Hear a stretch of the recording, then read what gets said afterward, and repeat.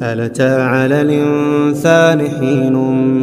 من الدهر لم يكن شيئا مذكورا إنا خلقنا الإنسان من نطفة أمشاج نبتليه فجعلناه سميعا بصيرا إنا هديناه السبيل إما شاكرا وإما كفورا إنا أعتدنا للكافرين سلاسلا وأغلالا وسعيرا إن الأبرار يشربون من كأس كان مزاجها كافورا